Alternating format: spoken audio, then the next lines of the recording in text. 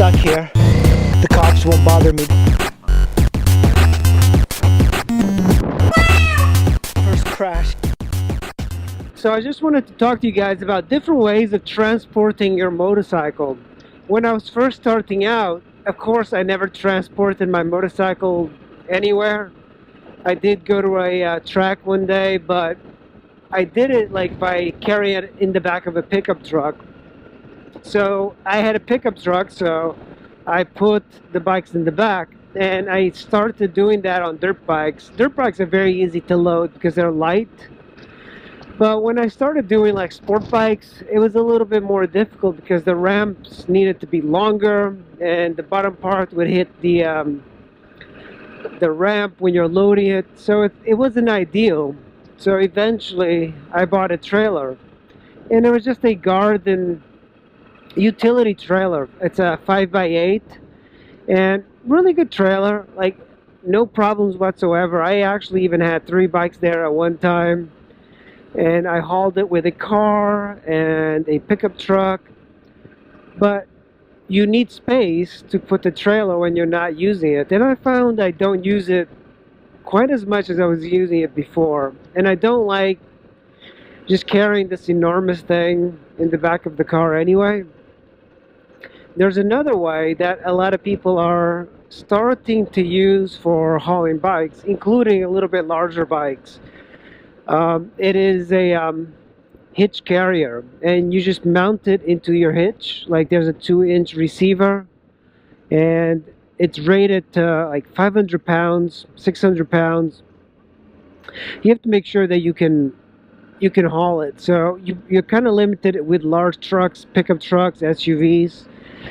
They make a smaller version of it, and that means you need to have a bike that's under like 250 pounds, so dirt bike only.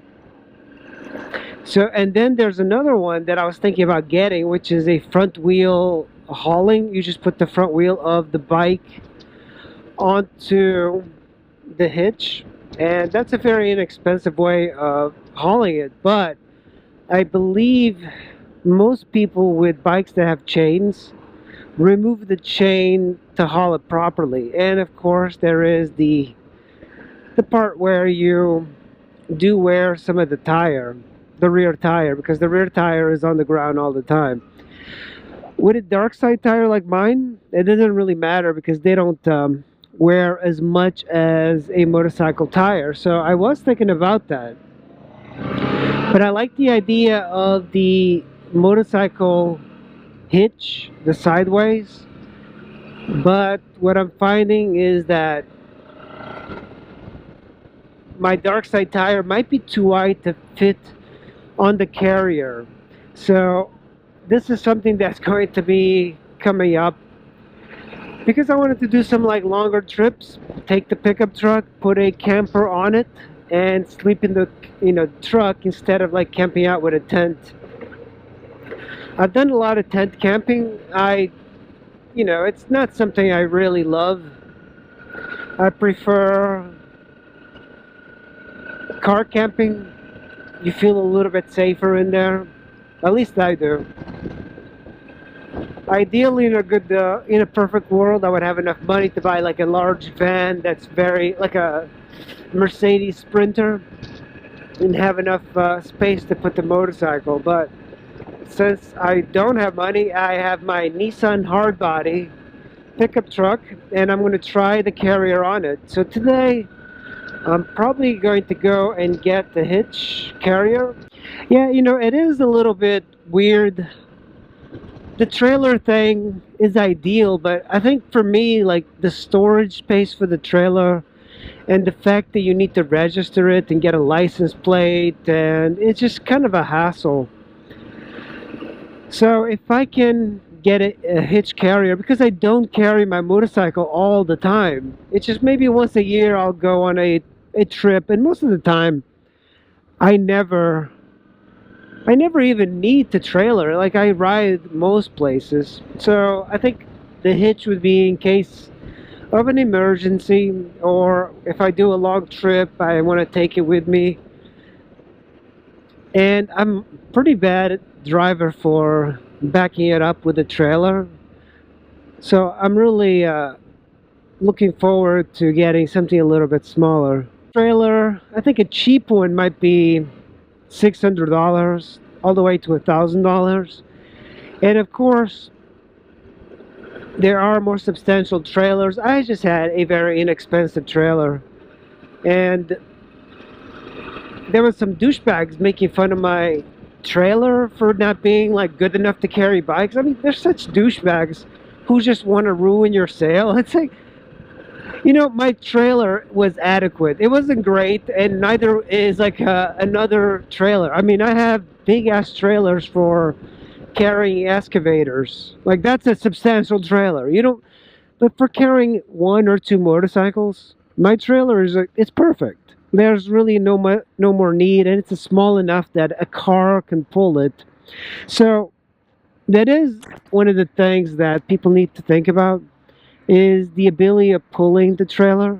Mine was small enough that a car like a Honda Accord that's 4-cylinder could pull it without any problems whatsoever.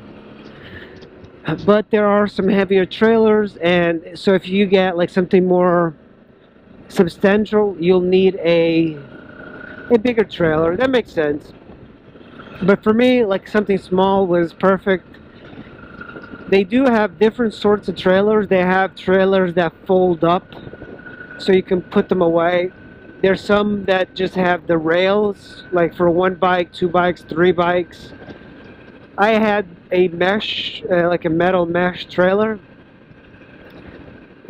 I put the trailer up for sale, and I sold it in a day for $600. I mean, I was kind of surprised, because I think I paid $700 for it like 10 years ago. The hitch carrier, I think what I like about it is I can put it in the back of the pickup truck, leave it there. I can store it inside the garage. I can take it apart and even like put it in my basement. So it's very portable. Of course, there is a limit on the weight of the bike. I think the maximum weight on that carrier is 600 pounds, but my pickup truck's tongue weight is 500 pounds. Most cars are a little bit lower than that. So I am going to install some heavier duty springs on the pickup truck in the rear, so it's a little bit more substantial.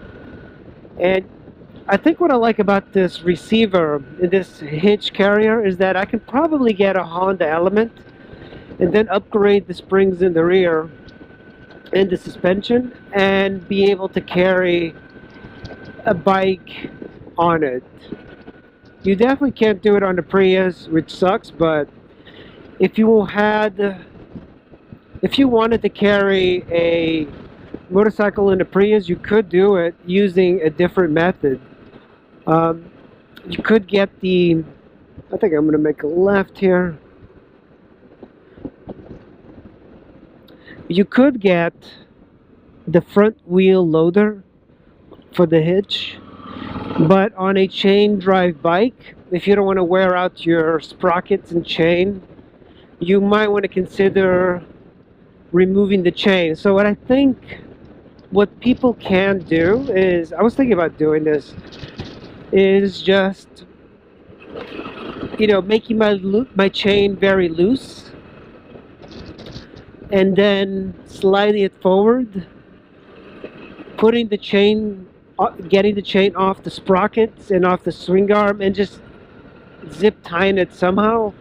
I don't know if that would be a good idea, but I don't think I'd like to remove a chain for hauling.